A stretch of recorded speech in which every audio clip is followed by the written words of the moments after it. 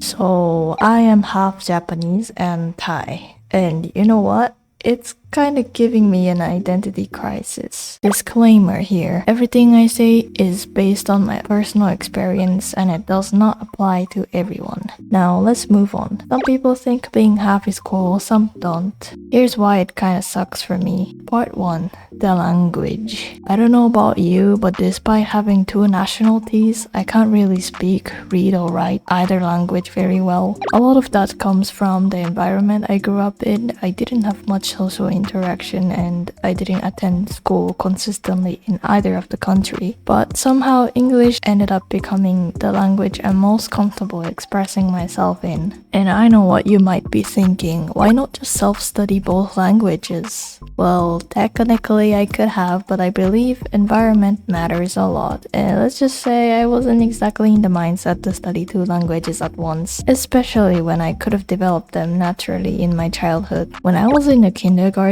I couldn't speak Japanese, so the only thing I said was meow.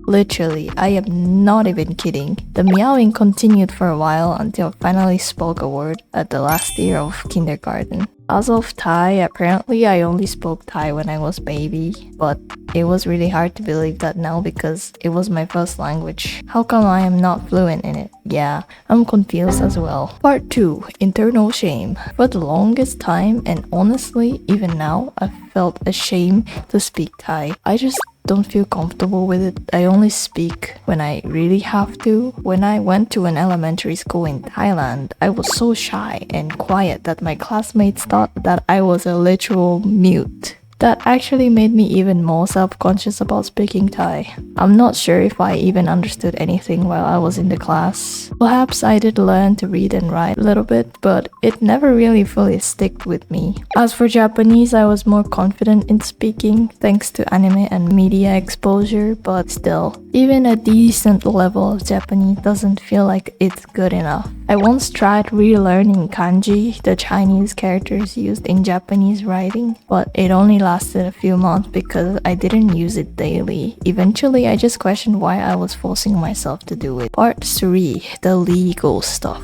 Some countries allow this thing called dual citizenship, meaning you can legally be both nationalities if your parents are from different countries. But guess what?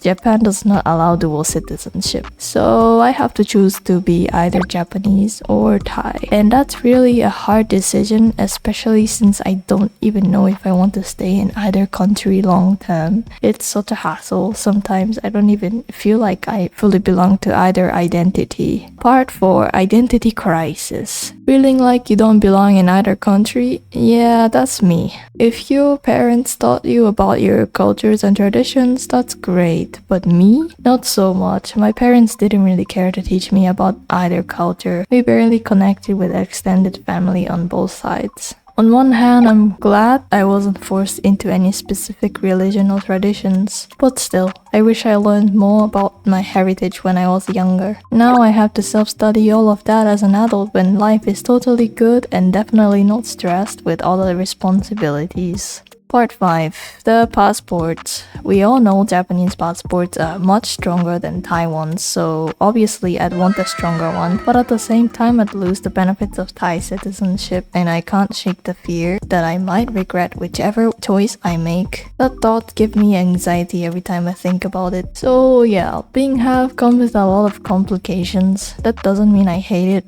it's just complicated. I love both of my countries and I hope one day I'll be able to travel freely between them. I'm also grateful that I can speak English fluently, and hey, languages can always be learned later in life. Apologies if this sounded like I was just ranting about myself, and it's not that bad, I am aware. If you had similar experiences, just feel free to share them in the comments. I'd love to hear your story as well. Bye!